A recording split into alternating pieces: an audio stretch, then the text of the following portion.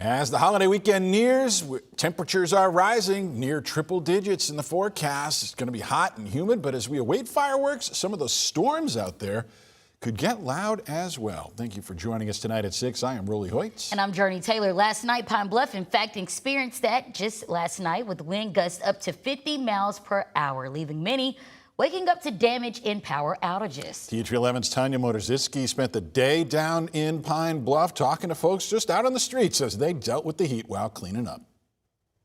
My photographer and I are here outside of City Hall across the street where you can see some city crews are starting to clean up some of the downed trees and limbs. Hi, sir. I'm Tanya with THV 11. I'll get out your way, but where are some of the other damaged areas? Now, the guys did direct us over here off of Olive Street because you can start seeing some of the trees still blocking the road. This is what a lot of residents are dealing with right now when it comes to blocked streets. Because I had been hearing booms, and then I heard bam, and we thought it was fireworks. It was that tree hitting the ground. Trudy Rita says the storm left behind a mess in her neighborhood. Came out of nowhere, I'm assuming. Absolutely. That's what everyone's saying. So what happened last night? It was straight line wind before the rain got here. It was just real windy. And evidently once the rain got here, then more wind came. And this is what some of the side roads are seeing, where you have these big old trees broken and blocking off the road, causing just a mess with debris everywhere, so traffic can't even get in and out. The city says about 12,000 people lost power, Rita's being one of them. We lost power probably about 11 and did not regain power till about 6:30 this morning. What did you do? It's hot. I moved downstairs. And businesses having to make decisions this morning. You said you went golfing and you had to do a different course. This morning, yes. We started at Harbor Oaks, but they have a lot of trees over there, so I'm thinking the trees were down because the course was closed. I'm here at the strip mall off of Olive, and several businesses, including this dental shop, have signs on their door that says they're closed due to the power outage. And we have more rain coming. Oh my. This weekend. Okay. Not to worry or anything. Thanks a lot. In Pine Bluff, Thank you guys. Thank you for working so hard. Sorry to bother you. Tanya Motorzitsky, THV 11 News. Tanya, thank you. And I hope Ms. Rita's had a good round when she eventually found the course. But there are still some people without power tonight. And according to the city, that includes a couple of stoplights out there. Officials urge everyone to stay aware, though, and stay away from any remained down power lines. Let's bring in meteorologist Simone Thomas now to talk about this heat wave that we're dealing with. Yeah, what's the latest as we plan out those barbecues and boat rides now? Well, yeah, like Tanya mentioned to the lady in the package, we could see some more opportunities for rain. It's going to be very hit or miss. Last night, Pine Bluff got hit with those heavy winds, but the rain coverage was very hit or miss. And that's similar to what we're seeing right now across the state. You can almost barely see it behind me because that's how small some of these storms are. So let's zoom in just briefly. Generally, across some southern portions of the state, we're seeing those very isolated, spotty showers and thunderstorms. Of course, heat and humidity also continues to be of great concern right now. Temperatures in the low to middle 90s, but of course it's feeling like the triple digits for pretty much all of central Arkansas. We've got a number of heat alerts that are still in effect that will remain in effect through your holiday weekend. So that extreme heat warning will expire at 8 and get replaced with an extreme heat watch for Friday, while that heat advisory will continue through Saturday. And then the areas under the extreme heat watch will be replaced with a heat advisory for Saturday as well. So as we get into your 4th of July, we will continue to see heat alerts, which is why our weather impact alert will continue through your holiday weekend. Of course, that hit or miss chance of rain might offer some limited relief, but the majority of us will be trying to beat the heat. Full details on your holiday weekend are coming up in just a few, so make sure you stick around. All right, well, remember, if you need a place to go to stay cool, the city of Little Rock has opened up a few cooling centers around town. They include Dunbar, Southwest, West Central Community Centers are all open Monday through Friday from 8 a.m. to 8:30 p.m. and Saturday from 9 to 5. Well, across the country, more than 160 million people will be sweating it out this week, and some cities are even considering canceling July 4th celebrations. At the nation's capital, temperatures have climbed into the triple digits and even forced some booths at the Great America State Fair to temporarily close. Well, new tonight at 6, we're looking into one of the most hyped initial public offerings, or IPOs, in history, and hearing from a University of Arkansas finance professor on the risk that comes along with it. When SpaceX went public on June 12th, it wasn't just Wall Street watching. Everyday investors across the country, including here in Arkansas, were buying in right from their cell phones. And it's all possible through apps like Robinhood, Fidelity, and Kashi. Initially, it was all fueled by big promises, rockets, satellites, artificial intelligence, and of course, Elon Musk. And even though it drew massive attention, University of Arkansas finance professor Tomas Yandick wants people to remember the potential of big rewards come with even bigger risks. I don't think that there are buy-rich quick schemes in the world of stocks. Investing in IPOs, I do not want to liken it to lottery, but it is basically extremely high risk, extremely high return strategy. Yandick says that doesn't mean people should never buy into companies like SpaceX. It just means they need to do so responsibly. And he adds that retail investors, people like you and me, should only put money that they are comfortable risking.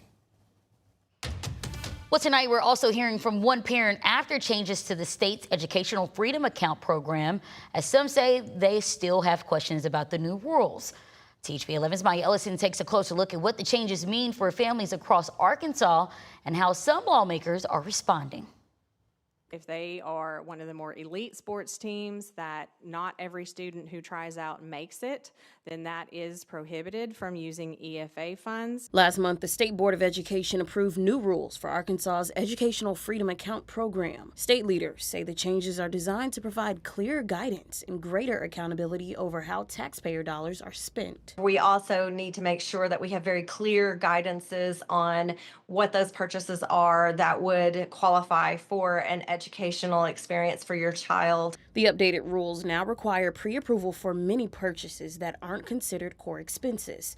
Other changes include lowering the amount of unused EFA money that can roll over each year. At one point, you could buy a bookshelf for your, for books in your home, and now you can't, because now that's considered furniture and not, conducive to learning. Melissa Ferguson, a mother of 3, homeschools her children in Northwest Arkansas. She says the program has been great as it provides more flexibility to meet her children's individual needs. But as the rules continue to evolve, she says she's hoping for more clarity. And I feel like there's a lot of disinformation out there, misinformation out there, of people that think that parents are just able to buy whatever they want with the program, and that's not the case. Senator Missy Irvin says those questions are expected anytime a program changes and believes the new process will ultimately provide more consistent guidance for families. With any kind of a systems change, you're going to face some questions, and hopefully it works well. What questions would you pose? It is concerning on why they want to put in so many restrictions or guidelines.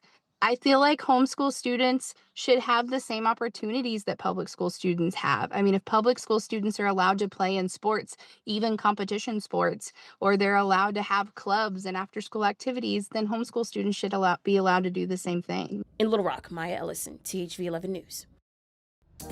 Meanwhile, the state says it's closing the books on another big year with $655 million in surplus. That's the 5th largest in the state history, up from $367 million last year. State officials say general revenue topped $8.6 billion, driven by higher income and sales tax. The surplus will go into the state's reserve fund, which now totals more than $3 billion. Governor Sarah Huckabee Sanders has announced the date for a special election in State Senate District 1. This to fill the seat left vacant by Ben Gilmore, who resigned yesterday. First up will be the special primary. That'll be August 18th. A runoff would be held on September 15th if needed. With Election Day being November 3rd, that is the same as the midterms for all of us. Candidates will have from July 13th through the 16th to file. As of right now, there are 2 GOP candidates looking to keep that South Arkansas District Republican, Harold Wilson and Missy Wardlaw. You can learn more about each candidate on our website, thv11.com. Also in election news, the deadline fast approaching as advocates prepare to turn in signatures for their proposed constitutional amendments. There are 2 being pushed by left-leaning groups this summer. One would protect the state's ballot initiative process. The other would create free statewide pre-K and roll back recent school choice policies. We want to make sure that the legislature stops passing those laws and so we don't have to sue every single time. And that's what the ballot measure rights amendment does, is it cements the process even more strongly in the Constitution so that we end the political games that our legislators are playing with the voters' rights. Ballot committees have to turn in 91,000 valid signatures this year to the Secretary of State's office by tomorrow morning. If they do turn in more than 68,000, they qualify for extra time, or what's called a cure period, to get back above the threshold. Some of Arkansas's oldest cold cases are seeing breakthroughs. That's thanks to updated DNA technology and investigators who never give up. Tonight on THV 11 Plus, we're taking a closer look at one of those cases in our Unsolved series. In October of 1994, a woman was found dead along railroad tracks in rural Conway County. With little evidence to investigate or test, she remained nameless, known only as Jane Doe for more than 30 years.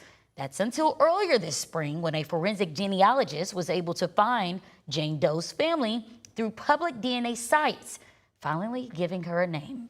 But it's a moment of bittersweet success because her murder still remains unsolved. We have more on that tonight on THV 11 Plus.